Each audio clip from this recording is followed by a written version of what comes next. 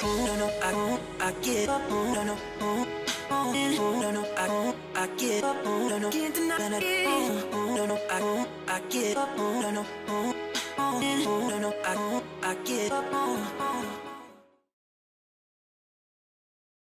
ada satu hal yang tidak bisa kita lihat, tapi bisa kita rasakan, bisa kita nikmati, juga bisa merubah mood kita. Musik tidak bisa dilepaskan dari kehidupan. Bahkan, mungkin dunia akan hancur kalau tidak ada musik. Di Indonesia sendiri, tentunya banyak genre musik yang ada di dalam masyarakat, mulai dari koplo, dangdut, pop, rock, hingga jazz atau blues. Setiap zaman maupun era memiliki ciri khasnya masing-masing. Lalu, bagaimana dengan musik daerah? Kota Bandung adalah kota yang besar. Apalagi dia adalah ibu kota dari Jawa Barat. Bukan hanya kuliner dan pariwisatanya saja. Musik juga memiliki porsinya sendiri di dalam kota Bandung.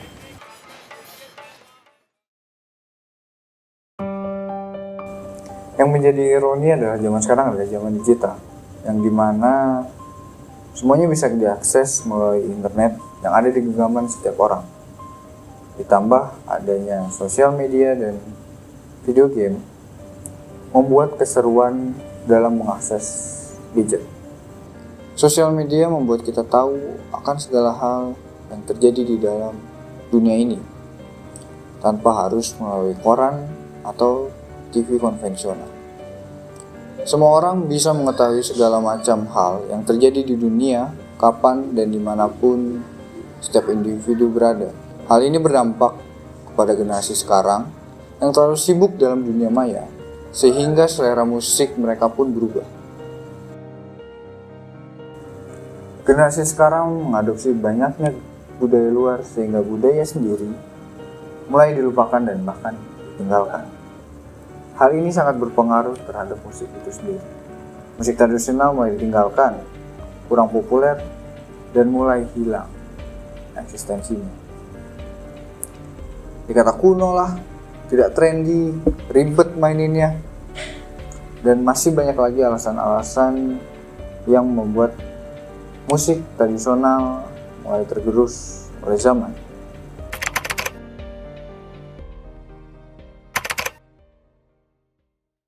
Lalu kenapa harus suling? Seperti yang ada di judul, Degung atau gamelan Sunda, yang dimana ada saron, bonang, jenglong, suling, kendang, dan gong.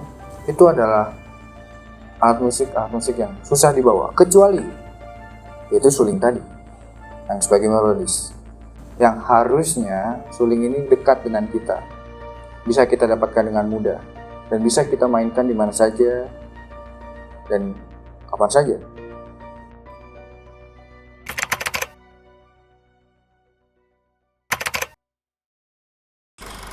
Suling adalah alat musik tradisional yang dikenal sebagai salah satu dari keberagaman alat musik di Indonesia. Namun banyak yang belum tahu mengetahui sejarahnya. Suling merupakan alat musik tertua di dunia, namanya yaitu Strolling Gesellschaftsorgel. Umur dari suling itu mencapai 42.000 hingga 43.000 tahun yang lalu. Suling ini ditemukan di sebuah gua, yaitu Gua Gesellschaftsorgel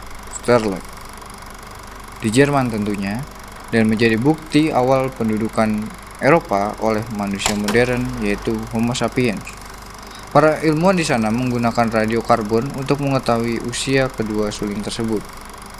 Profesor Nick Conard dari Tübingen University mengatakan bahwa gua Gesellschaftsorgel di Jerman merupakan salah satu gua yang memiliki ornamen, kesenian, mitos, dan alat musik. Dan pada akhirnya gue ketemu sama Pak Tarsirun. Beliau adalah penjual, pengrajin, dan pemain suling juga. Dia tinggal di Kiara Condong, dan seharian ia berjalan. Untuk berjualan tentunya. Beliau sudah berjualan selama 10 tahun, dan Dia mulai membuat suling dari Pak Toto Saunggujo. Beliau biasanya mendapatkan pesanan dari sekolah-sekolah sebelum COVID tiba. Dan dia sendiri mengatakan bahwa pemasukannya lumayan saat itu. Namun sejak COVID, sekolah pun berhenti dan Pak Tarsirun pemasukannya turun. Bahkan sampai hari ini, di detik ini, belum ada sekolah-sekolah yang kembali memesan suling-suling kepada Pak Tarsirun. Nama saya Pak Tarsirun, umur lahiran 72, berarti 50 tahun. Oke, sudah berapa lama jadi pengrajin suling, Pak? Saya dulu berarti 15 tahun sebelum ini saya di Jakarta kuliner, dagang kupat tahu, bakso. Kenapa pilih suling, Pak, sebagai mata pencarian Bapak? Waktu sebelum COVID ya, 15 tahun yang lalu lah gitu. Dagang ini menjanjikan kerajinan nasional ini kan nasional ini suling ini kan di Bandung, khususnya daerah Bandung kan buat anak sekolah kan diwajibkan untuk memakai suling bambu ini. Tapi semenjak COVID mah udah enggak.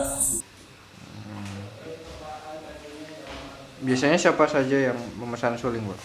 Biasanya dari kalau awal ajaran baru dari kepala sekolah tuh ada yang pesen gitu di dapur, di Ciamplas itu ada yang pesen buat murid-muridnya.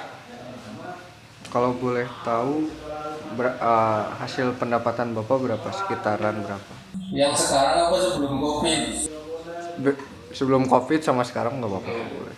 Kalau sebelum COVID mah dulu lumayan bisa bersih lah 200 150 bersih gitu, udah makan udah berjalanan. Tapi semenjak COVID sekarang mah paling dapat 50.000 aja kotor, ada 100 kotor gitu.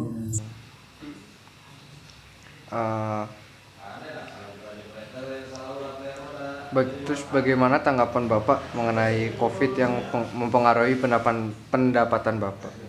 Tanggapan saya mengenai COVID mah benar-benar efeknya ini ya.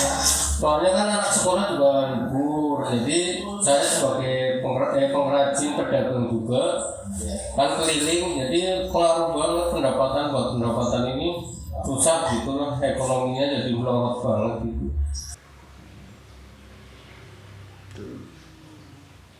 Terus bagaimana Bapak menangani permasalahan akibat COVID?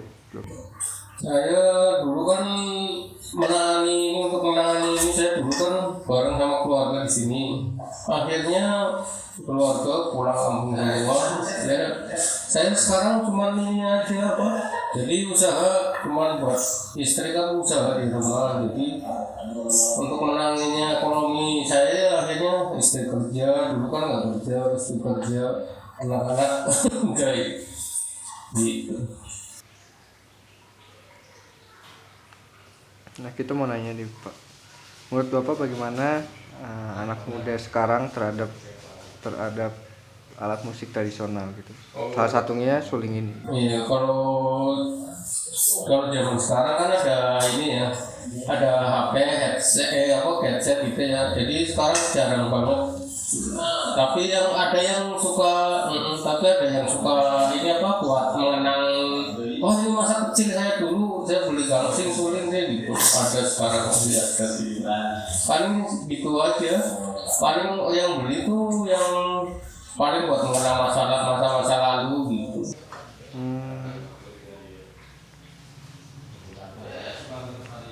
Berarti apakah kemajuan teknologi berdampak sama kesadaran anak muda terhadap keberadaan suling ini, Pak? Iya, berdampak sekali. Masalahnya kalau dulu kan banyak kesenian tradisional kayak suling, gangsing gitu. Banyak ini sebelum COVID aja 10 tahun yang lalu lah sering kan kayak di Braga ada bazar khusus kesenian tradisional ada. Sekarang mah nggak ada sama sekali. Jadi pengaruh banget masalah teknologi. Hal apa yang Bapak rasakan akibat kurangnya kesadaran anak-anak muda terhadap keberadaan suling ini? Ya jadi ini apa? Jadi khusus kayak seniman-seniman yang sini kan Bandung kan banyak pengrajin gini kayak di ini. Jadi sekarang juga pada ini kan pada lari ke pada ada yang nganggur, ada yang ini gitu. Soalnya dulu juga saya pernah masukin ke Saung semenjak itu kan sekarang nggak ada pengunjung sama sekali.